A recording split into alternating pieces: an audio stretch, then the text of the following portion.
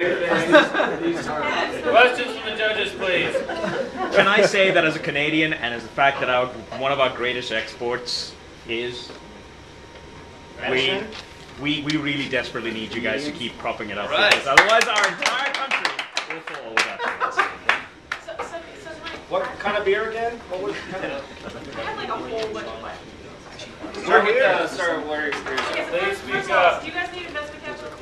Yes. Yes. Okay. So you guys need to change your tagline. It needs to be like professionalizing the weed industry. Yeah. You guys all came off like total burners, which is awesome for this. Yeah, it's great for this. Right? But like, there's a thing in the investment industry that's like, this isn't a real industry, and it is a real industry. It's a $100 billion a year industry. So if you guys can come in and you can say, hey, we are professionalizing the weed industry, you're going to gain a lot of credibility really fast. Right? So that's comment number one. You talked angel investment already. Okay. Comment number two is the market. A product costs what the market will bear. Not necessarily what your competition is charging, not necessarily what you think it's worth, okay? So if you've got a competitor that's up here and you plan on charging here, you're gonna force this area to be the profit center for the market. Why do that? It's also a red flag that you're not selling to your value. That's Don't do exactly. that. Charge what your competition is charging. Make a better product. The thing is we thought about that. The reason we wanted to do it like that is because it's just like the government.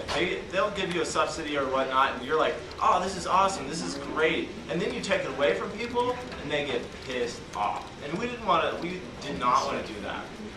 It's very strange. They're only charging actually worked for a grower, so Yeah, she is. she helps us with the price control. They're only charging that because there's no. Guys, keep the chatter down in the back, please. But that's my point, is that that's what the profit, they have set the bar in the industry. In fact, if I were you, I would challenge you to go in and charge more. Yeah, But I would too.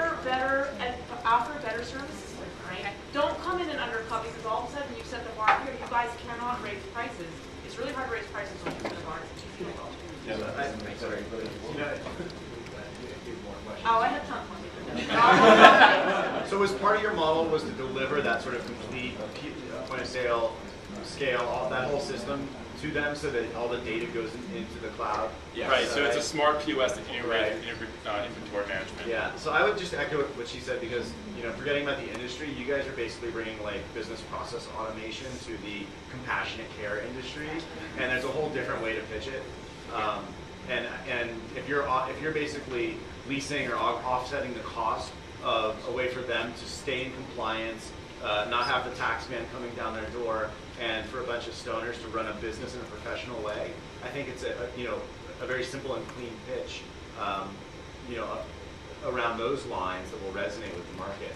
And then my only other question was, talk to me a little bit more about market growth. Like I understand what's going on in California and Colorado, but how big does this get? So actually, really quick before you answer that, That's my question. I know, but to dovetail off of what he said, when you showed me your revenue slides, that was uninteresting.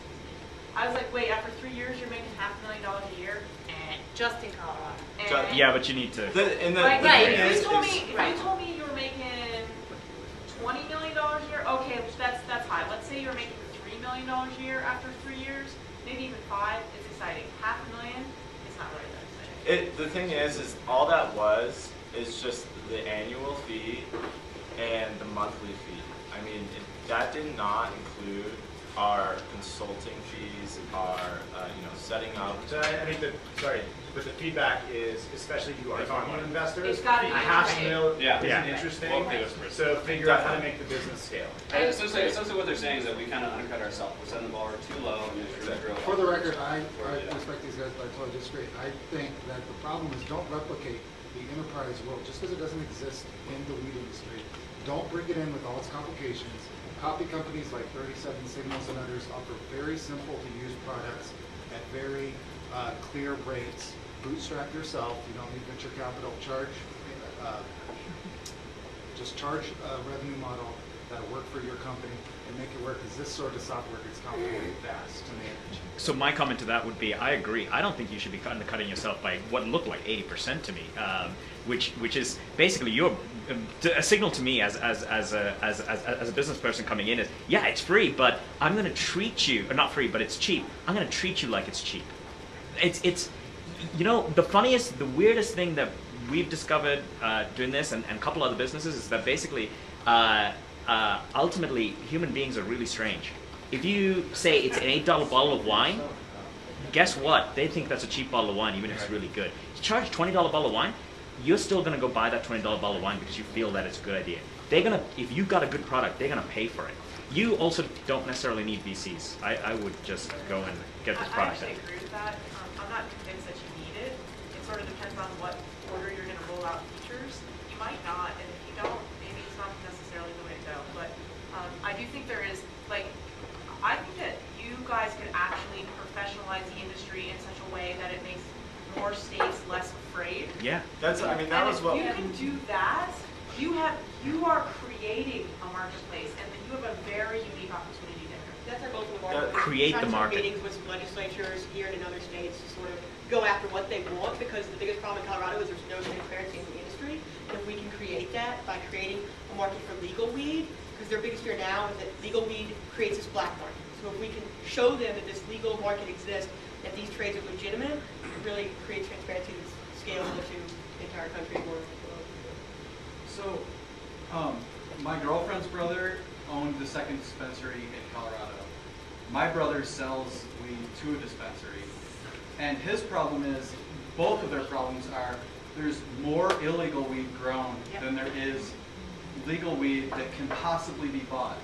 So both of them are turning to the black market to sell it. So, and in fact, my girlfriend's brother actually just sold his shares of his dispensary in order to go completely illegal again. This is not actually being recorded, right? And broadcast online. Oops. Just stay off the camera. Stay off the camera. This is the reality of the market. Please make your point. But they're finding that they can't. The reality of the market is that there aren't enough legitimate buyers in the industry. Not that the buyers aren't getting, or not that the sellers don't have product, that the buyers aren't there. So how do you plan to fight that? Well, the buyers are there. What's happening is there's so much illegal weed coming in that some of the dispensaries are not following the regulations. What's happening is there's nobody coming in and checking right now. That's going to change. From July, these places are operating right now without a license. No dispensary actually has a license right now. What is the change in July that you're referencing? In July, they're either going to give you a license or you're going to have to shut down. The state. There's currently a more Exactly. And so either some are going to close or they have to comply. And so this is the niche that we're trying to fill, is helping them to comply so that they can survive. All right, so it's February, right? If you're serious about this, you've got a month, maybe two, to get in front of dispensaries that can then get in front of the regulators to say, yeah, we're in compliance. Exactly. You guys should stop talking right now. Seriously, and you guys, start coding. you guys have Not a great doing it. idea, great business. It's going to become $1 billion industry if it It isn't already already. No, but in terms of what you guys do, Yeah. right? I mean, yeah. Honestly, the drug industry is like a trillion, right? let's be honest, Look at right? coffee, right? Yeah, exactly. But you're coming in as a professional. I mean, you're bringing in the idea of professional accountability. Yeah, okay, it's not necessarily, you don't want to become like a whatever enterprise solution or anything, but honestly, it's going to get legalized in more and more states and countries. It's already pretty much legalized in Canada. You could already be selling this in Canada right now into BC, easily.